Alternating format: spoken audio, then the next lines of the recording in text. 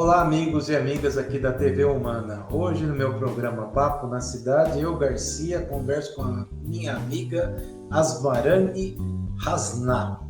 Tudo bem, Asmarani? Tudo bem, boa noite a todos vocês. É um prazer enorme estar aqui conversando com você hoje, Francisco, e espero contribuir bastante para o seu programa. Asmarani, eu já vou fazer a primeira pergunta aí que acredito que alguém deve estar se fazendo. Da onde vem esse nome? Bom, quando a gente inicia a dança do ventre, não é obrigatório, mas todas as bailarinas podem escolher um nome. Fala-se nome de guerra aqui no Brasil. Não é obrigatório, mas eu escolhi Asmarani para separar um pouco da minha vida profissional. E quando a gente vai escolher esse nome, é importante a gente se identificar com ele. Então, como aqui no Brasil todo mundo morena pra lá, morena pra cá, não chamava o povo pelo meu nome de bater, não sou morena. Eu disse, pronto, eu sei qual eu vou escolher. Asmarani, que significa morena em árabe. Já o Hasna é como se fosse o sobrenome, o complemento. Então, tem que ter uma identificação com o nome que eu escolhi, no caso, Asmarani. Morena o quê? Hasna. Não querendo ser vaidosa, mas o que vai combinar com morena vai ser bonita, né? Aí eu coloquei Asmarani Hasna, que Hasna significa bonita em árabe. Então, ficou Asmarani Hasna. Você não é nem um pouco modesta, hein? Modesta. Não encontrei um outro adjetivo, eu disse, vai esse mesmo. Tá, bom, a gente começou falando direto, aí você já foi pro seu nome e tudo mais. Mas é assim, quem está nos assistindo aqui não sabe que você é dançarina do ventre. Então você é uma dançarina do ventre, é isso? Isso. Mas o certo, a gente fala na dança do ventre, a gente fala mais bailarina do que dançarina. A bailarina? Bailarina de dança do ventre, porque envolve técnicas que eu particularmente acho que são bem mais difíceis do que o balé. A gente trabalha muita coordenação, né? Então, apesar da dança do ventre ainda não ser uma dança acadêmica, ela exige muito. A gente descobre músculos que a gente nem sabia que a gente tinha no corpo. É mais puxado que uma academia? Muito mais puxado. E eu tive relatos mesmo de alunas que praticam, né, atividades em academia, que eu faço alguns exercícios e elas começam a suar e falam assim, nossa, professora, nem na academia eu não fui tanto assim, no outro dia todas doloridas. Nossa, que interessante. Bom, Asmarani, conta pra nós aí, da onde que veio essa paixão sua aí por essa arte, essa filosofia, sei lá, conhecimento, não sei como é que seria a forma mais adequada de definir ser uma bailarina do ventre. Conta pra nós aí, da onde que veio essa paixão sua? Nossa, eu acho que na verdade eu já nasci com ela, mas aos 8 anos de idade eu acho que ela se expandiu. Na verdade, começou assistindo aqueles desenhos do Pica-Pau, onde aparecia aquela moça bonita, atravessando aquele pano. Eu lembro desse desenho do Pica-Pau, eu assisti. Eu disse, gente, eu quero dançar, eu só quero fazer esse movimento do pescoço, era a única coisa que eu gostaria de fazer. Só que daí a gente vai vendo bailarinas, assim, eu mesmo como bailarina, quando eu vejo uma outra bailarina de dança do ventre, eu assim, não sei, os olhos brilham, não sei, ela tem uma magia, tem uma coisa assim, diferenciada que me encanta. Eu gosto de ver também outras bailarinas dançar. Então o amor começou daí, pelo desenho, aí depois eu disse, não, tem que aprender. Aí entrei numa escola de dança, fiquei um mês com a primeira professora de dança do ventre, que me ensinou, na verdade, que não se deve fazer como professora, mas foi um aprendizado. Fiquei com ela um mês e depois eu parti para uma outra professora. Eu disse, da professora eu desisto, mas da dança nunca. Aí foi para a segunda professora, onde eu comecei a aprimorar, aprender bem os passos de dança. Aí comecei a dançar, mas era um amor, não tinha intenção nenhuma de um dia ensinar dança do ventre. Aconteceu naturalmente, as pessoas começaram a me ver dançando, a saber que eu estava fazendo aula e começaram a me pedir também que desse aula de dança do ventre para elas. Então eu acho que, na verdade, os meus antepassados são árabes, porque eu não posso escutar aquela musiquinha árabe, que alguma coisa já começa a balançar, não sei, é um amor assim, eu acho que que eu nasci com ele. Eu nasci com um amor pela cultura árabe em geral e a dança mais ainda. E qual que é a história da dança do ventre? Tem algum momento na história, por alguma razão específica que começou? Ou foi uma coisa aí meio que natural aí que lá das Arábias, lá ou do Oriente Médio, vamos falar mais precisamente? Foi algo mesmo natural, porque mesmo antes da explosão de um clone, eu já gostava da dança do ventre, né?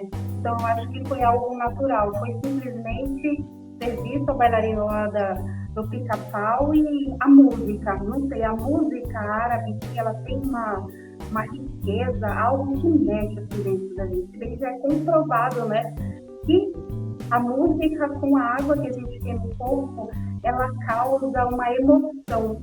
Isso já foi comprovado, inclusive, por um cientista japonês. Então, eu acho que os instrumentos árabes são ricos.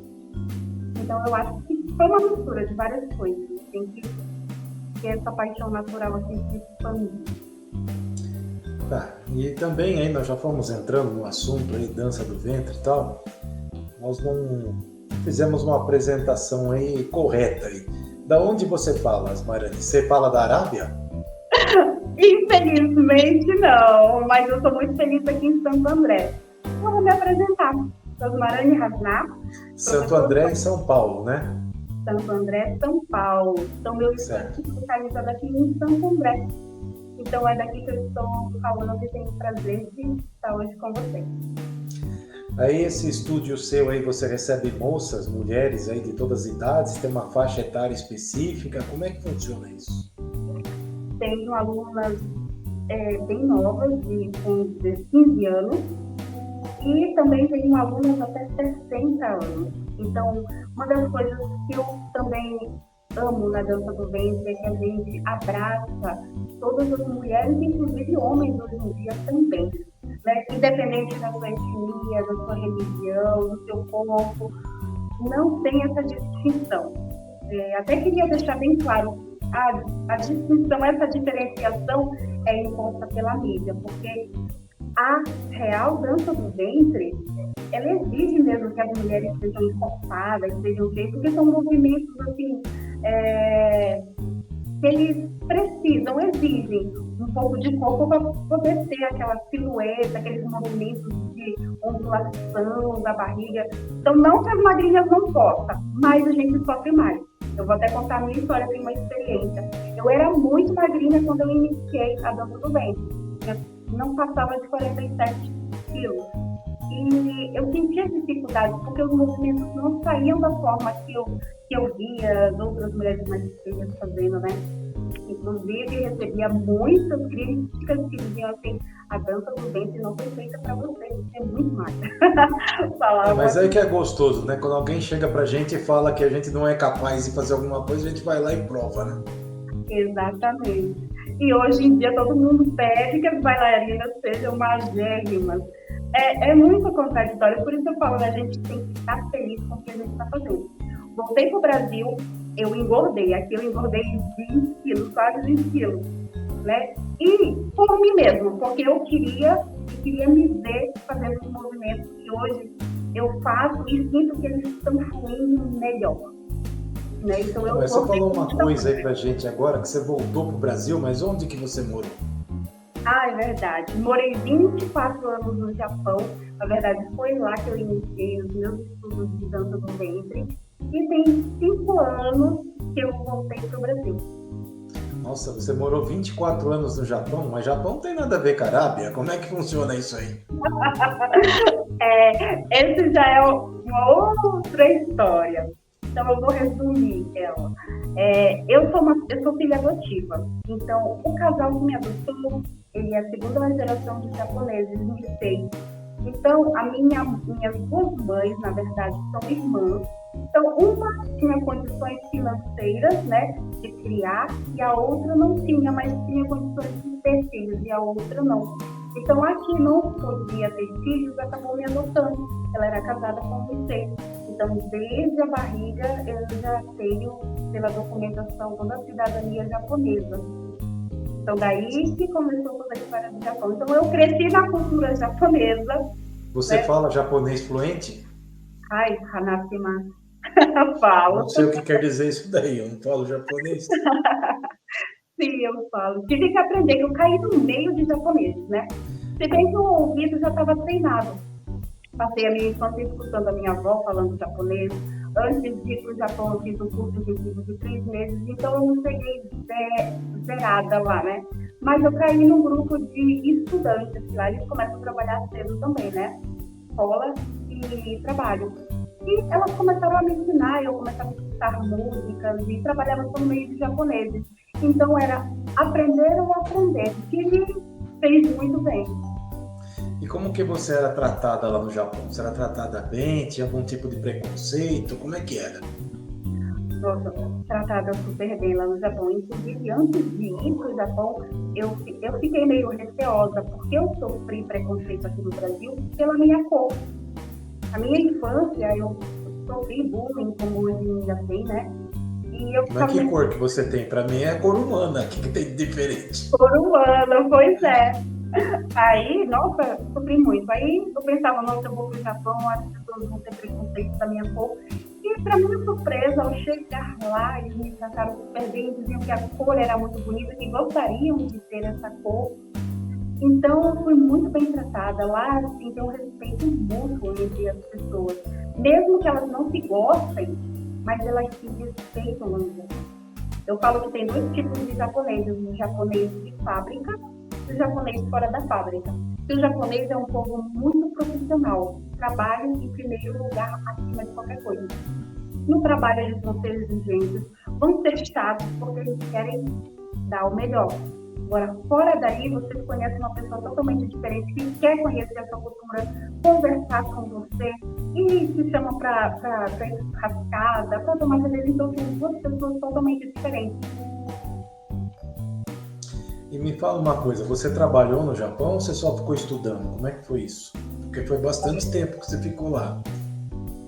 Na verdade, eu já fui naquela época dos DK6, eu fui em 1994, na época dos DK6. Então, eu já fui mesmo para trabalhar. E eu trabalhei em todos os tipos de coisas que vocês possam imaginar. Ar-condicionado, solda, tecelagem, empresa, aquele mesmo peão mesmo de fábrica. Mas, quando eu estava lá, eu estava pensando, eu não vou passar o resto da minha vida sendo peão de fábrica. Aí, depois que eu comecei a fazer as aulas de dança, comecei a ministrar minhas aulas, aí eu disse, agora eu tenho que me formar também. Na época eu não era formada, mas lá tem a Unip, né, que tem o Polo Japão. Aí eu comecei a estudar, queria ir para a faculdade, me formar. Entrei na escola, comecei a fazer as provas de marketing na faculdade, tudo, e recebi até o diploma aqui no Brasil. Né? Você é formada em marketing? Sou formada em marketing. E voltei aqui para o Brasil com meu namorado, montamos uma hamburgueria, né?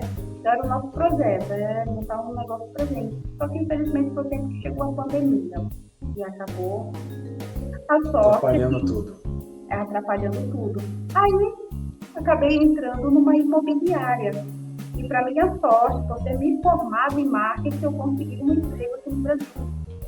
E na verdade eu sinto muito pelos brasileiros que não têm essa visão lá no Japão, que simplesmente se contentam em trabalhar na empresa, ter o salário todos os meses, mas não pensam em crescer, né? E uma coisa, o Japão um dia tinha na cabeça que um dia não ia ser mais a mesma coisa de como era há alguns anos atrás, ou era na 1990, já não é mais. Hoje em dia é um Japão onde você trabalha simplesmente para viver, né? O custo de vida é muito alto? Muito alto, os impostos são caríssimos. Tem muitas pessoas que falam assim, país de primeiro mundo, é muito bom de viver, só que a gente paga muito alto pela vida que a gente tem lá. Né? Muito alto, os impostos são muito caros, o aluguel é caríssimo. Se for converter aqui, dá uns 3 aluguéis que a gente paga hoje. Então, tá, satisfaz uma curiosidade nossa aí, que quando eu falo nossa é minha e talvez de alguém também. As casas lá onde você morava, principalmente, era pequena, grande? Como é que era? Geralmente as casas do Japão são pequenas. Lá eu Já morava sabia a resposta. é, Quantos metros você vivia? nossa, 40 e pouco. É. Só que tem o quê? Lá eles sabem aproveitar cada espaço. Uhum. É pequeno, mas assim, a gente não se sente numa lata de sardinha, entende? O meu apartamento era pequeno, mas eu conseguia, sabe assim, ele distribui de uma forma que fica muito confortável. Eu sinto muita falta do meu apartamento, era muito gostoso de morar lá. Que cidade que você morava lá? Primeira vez que eu fui, duas vezes eu fui para o Japão, né? Primeiro eu vim para ter o meu filho. Primeira vez que eu fui foi para Hamamatsu, né? Que é considerada a cidade dos brasileiros. Depois eu fui para Gifu, que lá a gente chama província, aqui fala estado, né? Lá a gente fala Certo. província. E depois, quando eu voltei a segunda vez, eu morei em Tochigi e logo em seguida em Guma. Guma é a província onde tem Oizumi, que é considerada um Brasil dentro do Japão. Lá tem tudo, né? Casa brasileiro, tudo que você possa imaginar. A gente se sente no Brasil lá. O que mais você gostou do Japão e o que você menos gostou? O que eu mais gostei do Japão é a segurança, em primeiro lugar, né? Você pode sair a qualquer hora. Você vai tranquilo com seu celular, com suas joias, tudo, sem estar se preocupando se vai ser assaltado, outra coisa. O que eu não gostei do Japão é a fábrica, que a gente fica muito tempo em pé. São 9 horas ou mais que a gente passa dentro de uma fábrica. A gente só vê o sol pela parte da manhã. Entendi. Você tem uma vida muito corrida, né? Quantas horas normalmente o japonês trabalha por dia?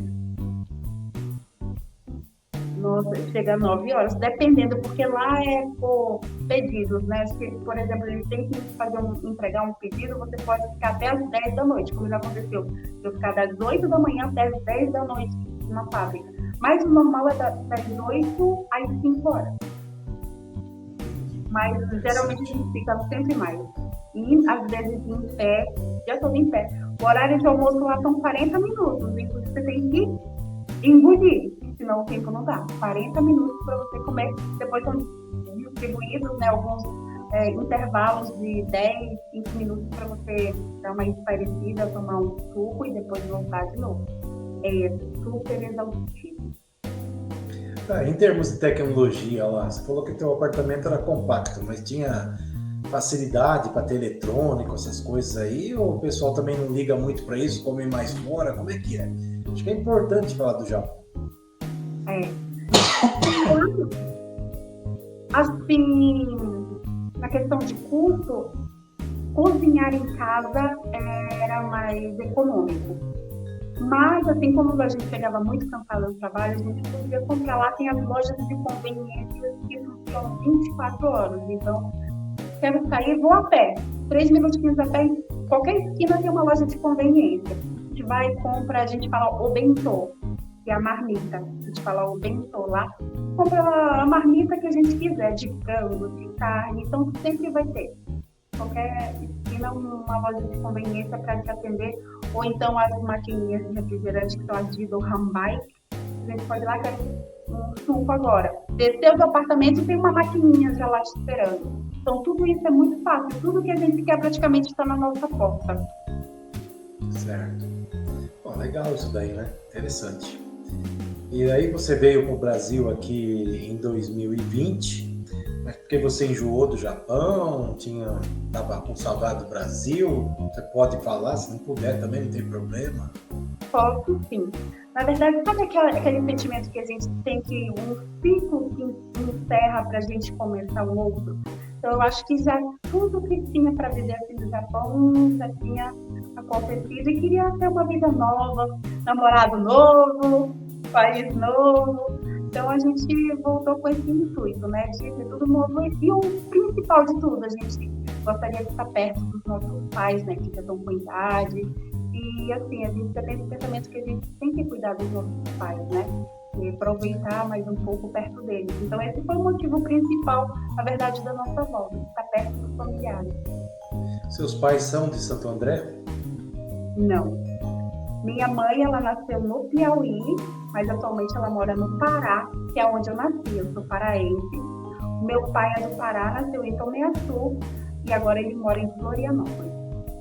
E por que você escolheu Santo André para voltar para o Brasil? Por causa do meu namorado, que os pais, Tá. eles são daqui de Santo André. Aí a Entendi. gente veio direto para cá. Tá, e aproveitando aí, já que você falou em namorado, ele não tem ciúmes de você aí com dança do ventre, não? Você acredita que é a pergunta que todo mundo me faz? Não é que eu não acredito, eu tenho certeza que é a pergunta que todo mundo faz. Ai, meu Deus. Você acredita que ele é o meu maior incentivador? Acho que é por isso que deu muito certo. Porque nós nos conhecemos através da dança.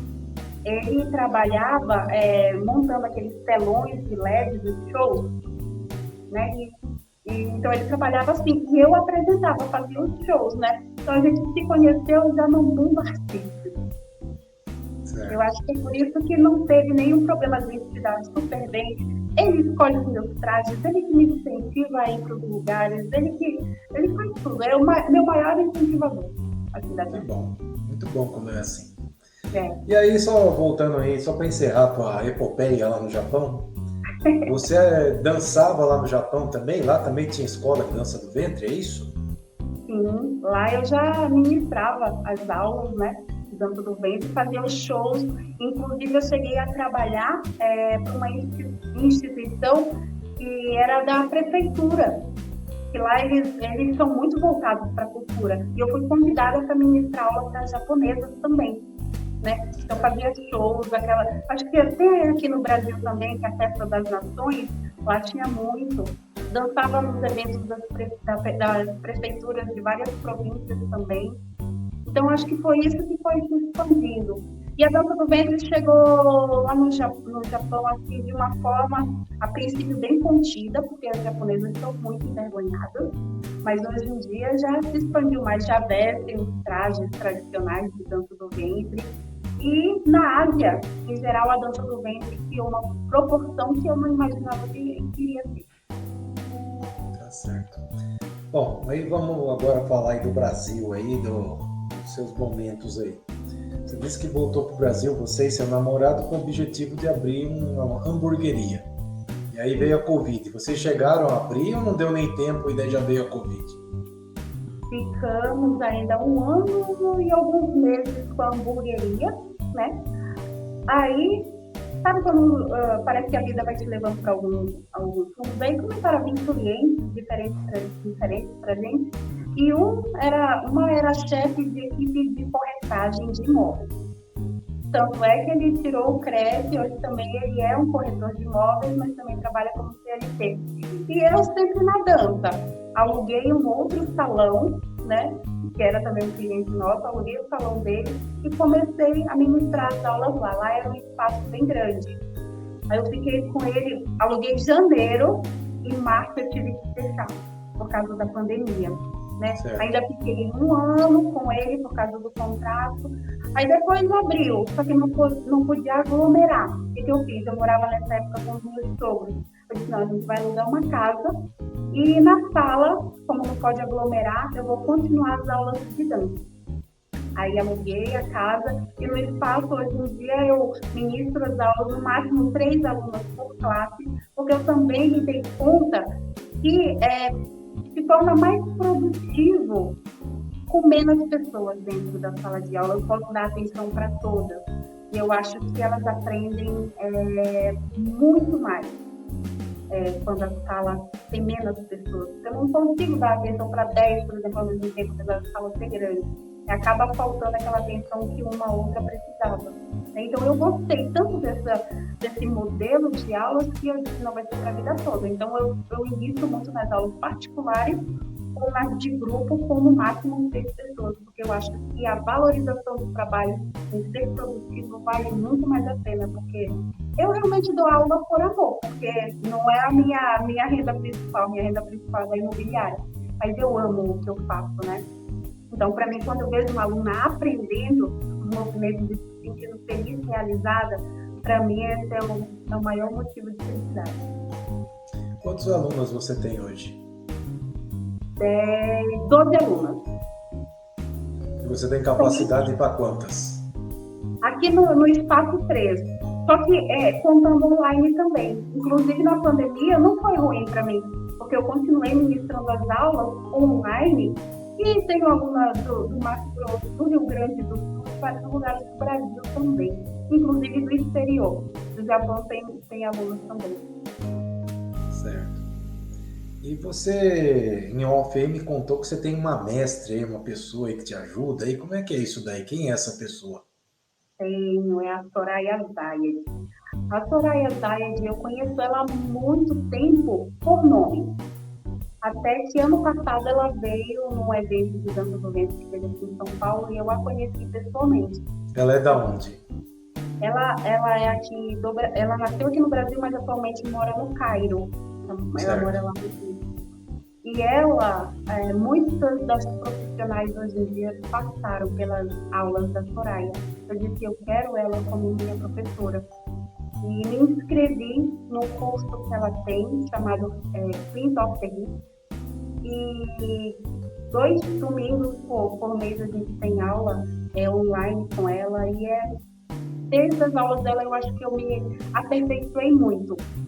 Já tinha aula com outros professores árabes, legítimos mesmo, mas a aula dela tem um toque especial, tanto por ela falar o nosso próprio idioma, quanto ela passa toda a experiência de vida dela, que são mais de 30 anos de carreira, né?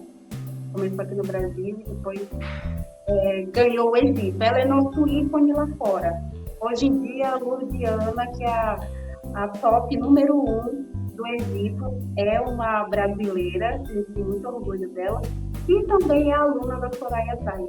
Então, ela é o meu suporte, é como eu me sinto mais livre na dança do ventre, porque acontece muito aqui assim.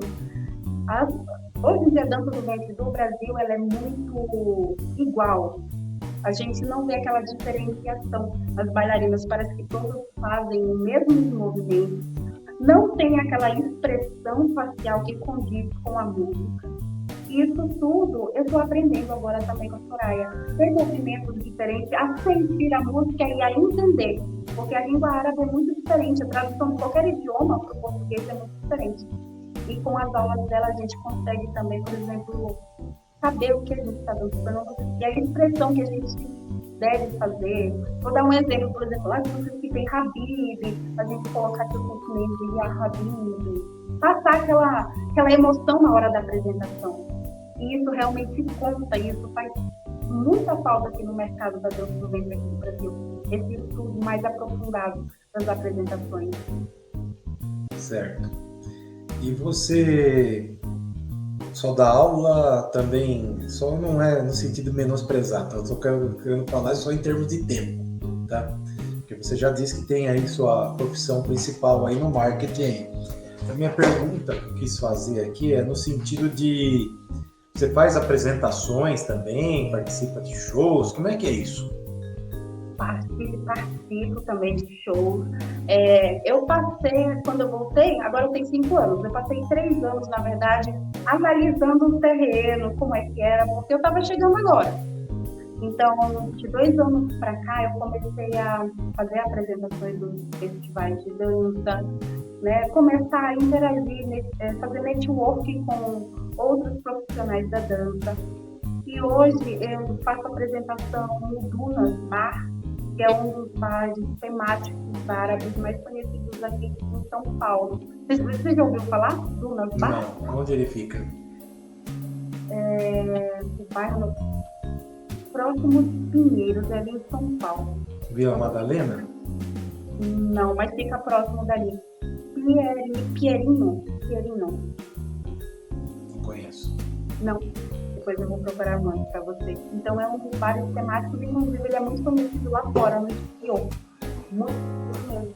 Eu comecei a fazer apresentações lá, no Festival Mactube, também, que é da Sandra Magalhães, que virou uma parceirona minha.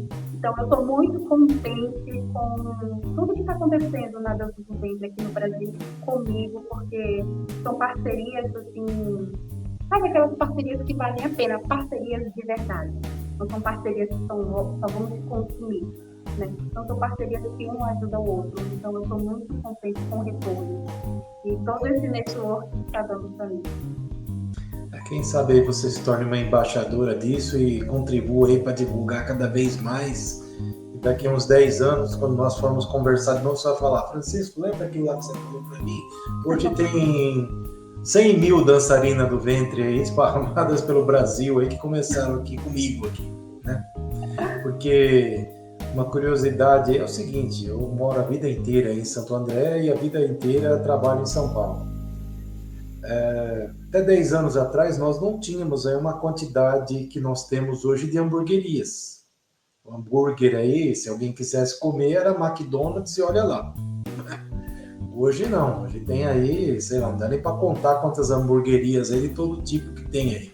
Então isso daí porque alguém começou a fazer, daí o outro copiou, e tal, e foi indo, e hoje é uma coisa tradicional, salvo alguns estabelecimentos aí que já eram tradicionais aí da cidade, que dava para contar na metade de uma mão, tá? Não era uma coisa muito popular, e hoje não, é uma coisa bastante popular, bastante consumida e assim por diante. E eu acho aí que, pegando até um paralelo com uma coisa que eu não gosto muito, mas na verdade eu não gosto nada, tá? Então eu tô falando uma coisa extremamente pessoal. Não tô querendo dizer que é ruim ou que é bom ou sei lá o que, tá? Funk, eu não gosto, tá? Mas funk é uma coisa que na cidade de São Paulo, no entorno da cidade de São Paulo, na grande São Paulo, não é uma coisa tão antiga assim. É uma coisa de 15 anos. Até uns 15 anos atrás não era do jeito que é hoje aí, esses bailes que tem aí, essas coisas aí que o pessoal faz aí, não era normal. Hoje já é normal. Hoje tem tudo quanto é canto aí, o pessoal curte aí e tal. Como disse, eu não sou desses que curtem, mas se popularizou. Então tudo eu acho que tem um momento aí para popularizar, né? Em algum momento pode se tornar algo que as pessoas tenham aí no dia a dia normal. E com base nisso, eu conheci você aí através de rede social, que você estava seguindo a gente aí da TV e tal, né? E aí eu fiz um convite para você participar aqui na TV Humana, um programa seu. Então aproveita esse momento aqui e conta o que é que esse programa se propõe, o que é que você se propõe a fazer. Primeiramente, quero agradecer mesmo. Eu falo tudo é Maktub, eu já vou ensinar mais uma palavra árabe para você. Maktub quer dizer que estava escrito. Eu acredito que esse convite já estava escrito por algum motivo que a gente só vai saber há alguns anos aqui. Estou muito feliz pelo convite. E a proposta do programa não foi voltada à dança do ventre. Eu acho que todos os tipos de dança são benéficas à saúde. Também não sou fã do funk não, viu? Também não sou fã do funk. Mas eu utilizo as batidas, por exemplo, para a gente fazer algum exercício, alguns treinos que eles ajudam. Mas o contexto que é mostrado hoje em dia também eu não gosto, porque é um contexto que sai totalmente fora do que a dança propõe. Que a dança propõe coisas muito mais benéficas do que o que a gente vê. E a proposta do programa é a seguinte, é mostrar como a mulher pode se conhecer, se autoconhecer através dos movimentos da dança. E eu falo da dança do ventre, que é a dança que eu conheço, a dança que eu pratico, a dança que eu vi muitas mulheres se transformarem através dela. Porque a dança, ela não só trabalha o seu corpo, ela trabalha o principal, que eu falo que a mente é o principal de tudo. Tudo acontece aqui, primeiramente. Então, a música, a arte, a dança vai trabalhar sua mente, você vai espairecer e, naturalmente, você vai começar a sentir a transformação do seu corpo, porque você vai fazendo isso de uma forma natural, sem aquela cobrança. É o que eu falo para as minhas alunas, não se cobrem. Se o movimento não está saindo agora, vai fazendo. Uma hora ele vai fluir sem você nem perceber. Porque eu acho que o que faz mal é a cobrança. Então, a partir do momento que elas se deram conta disso, a dança começou a fluir. Umas se acham muito mais bonitas, já tive aluna depressiva, aliás, tenho alunas depressivas que começaram a ver a dança como uma forma de, uma válvula de escape. Quando elas estão sentindo que a depressão está querendo atacar, elas começam a a trabalhar a parte da dança, escutar música, e exerce quadros. Já tive a aluna com deficiência visual que fazia aula online comigo, ela não enxergava, ficou 3 anos comigo, só parou mesmo porque o trabalho já pedia mais tempo dela, não conseguiu continuar. E foi uma experiência muito legal para mim, porque como que eu vou dar aula online com uma pessoa que tem deficiência visual? O meu primeiro exercício foi fechar os olhos e me imaginar no lugar dela. Eu comecei a trabalhar, eu acho que isso também me ajudou muito. Então, eu sinto e eu faço o que eu sinto. Né? Então, eu tive muitas experiências assim, na minha vida com mulheres que melhoraram a sua qualidade de vida, o seu estilo de vida, a sua saúde, o seu humor, a sua vida como um todo. E isso é muito gratificante. Yasmarani, me conta uma coisa aí, quais são os seus objetivos aí futuros? O que você planeja fazer? Eita, deu um que a cabeça não para. Bom, o primeiro momento é estudar muito, fazer os cursos para fazer, que eu acho que, mesmo professor, a gente está em constante aprendizado e a gente precisa se atualizar. A gente sempre tem o que ensinar e sempre vai ter o que aprender. Estudar bastante, e eu quero não só mais ficar no Brasil, eu quero também levar esse conhecimento para os países, nossos vizinhos, né? E um sonho que eu ainda vou concretizar, tenho certeza, que é ir para o Egito também, né? E levar não é um momento muito adequado agora para ir. Ter uma referência para muitas mulheres, que eu acho que quando a gente faz um bem para alguma pessoa, de alguma forma, a gente já alcançou o nosso objetivo. Então, graças a Deus aqui em Santo André, né, eu alcancei já muitos objetivos, né, e eu sou uma pessoa que não gosta de parar, eu gosto de continuar, sempre eu tenho projetos, tenho planos, porque a partir do momento que a gente não tem planos na vida, eu acho que não faz sentido a vida, então a gente tem que estar em constante vontade de viver, eu acho que um presente de Deus que a gente tem que aproveitar é a vida. E com relação aí a TV ainda, sabe que aqui na TV nós temos vários escritores, tá? Inclusive, eu falo isso para todo mundo aí, vou falar aqui, o primeiro programa meu que eu conto isso daí, não falei em outros. Uma pessoa aí que é o segundo maior escritor de livros do mundo, está na nossa TV, tá? Aí eu queria te perguntar o seguinte, você não tem intenção de escrever um livro aí sobre a sua epopeia, ou mesmo aí sobre a dança do ventre, outros assuntos correlatos? Eita, já passou pela minha cabeça, isso sim, história que não vai faltar, desde o meu nascimento. Tem muita história, eu tenho esse projeto também, mais adiante de fazer. Então, eu acho legal você contar essa história, até para motivacionar as pessoas, né? Porque uma coisa aí que eu até estava conversando hoje com uma outra pessoa, num outro assunto aí, que as pessoas acham que as coisas caem do céu. Então, por exemplo, você está fazendo sua dança aí, artística e tudo mais, pensa que é instantâneo, vai aprender e amanhã já vai sair fazendo. Não é assim, né? Tem aí um caminho árduo pela frente, muito treinamento, muita concentração. Você mesmo falou agora há pouco aí que as mulheres transpiram mais aí dançando até do que numa academia, porque exige um esforço físico, existe concentração, né? Então eu queria que você contasse aí para as pessoas aí que querem entrar nesse mundo, aí nesse universo aí, vamos falar até que é maior até que o mundo, né? O que elas têm que fazer? Quais são os primeiros passos aí? O que elas têm que ter aí como meta e desafios aí que elas têm para atingir algum objetivo? Primeira coisa que eu sempre falo, que a nossa vida ela é construída como uma casa. A gente tem que colocar tijolo por tijolo. Eu sempre falo isso.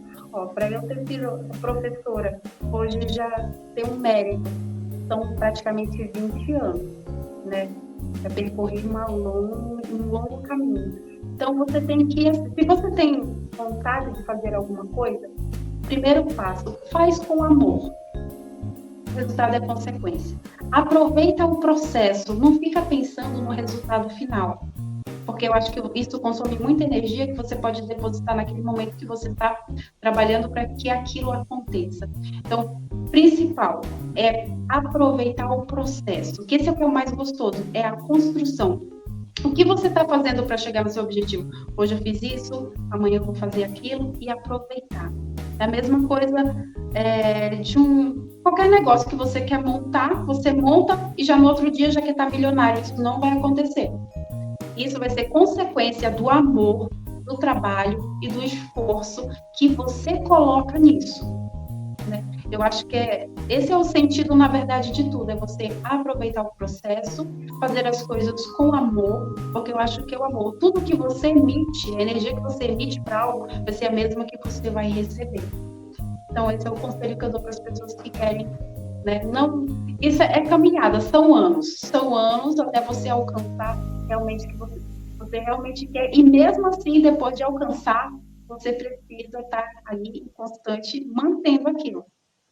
Porque senão, chegar no sucesso é fácil, manter é o que é o difícil, né? Então, o meu conselho é esse: tenha foco, estude, persevere, que você chega lá e não desista. Empecilhos vão acontecer em qualquer momento, mas isso faz parte, porque se a vida fosse fácil, eu acho que não teria graça. É isso aí. Bom, Asmarani, nós temos aqui um tempo que precisa ser seguido aqui na TV. Então, eu queria agradecer a sua participação aqui no programa Papo na Cidade.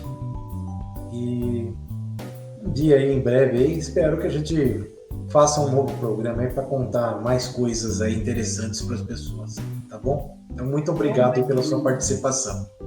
Eu que agradeço de coração, desejo muito sucesso para a TV Humana, para você, para todos os colaboradores. E só o fato de você ter a ideia de estar passando esse conhecimento, essa motivação para muitas pessoas, é o que eu falei, é o que é válido na vida, é a gente poder ajudar uma outra pessoa, nem que seja com uma palavra. Aí sim a vida ganha sentido. Tá certo. Bom, para você que nos assiste, antes de eu encerrar definitivamente, aqui nos créditos vão ter os contatos aí da Asmarani, como fazer o curso dela e tudo mais. Né? Então, se você tiver interesse, assiste os créditos e aí entre em contato com ela e marque suas aulas aí e aprenda essa fascinante aí arte aí que é a dança do ventre. Tá bom? Então, agradeço a todos aí e até o próximo programa. Até lá. Obrigada.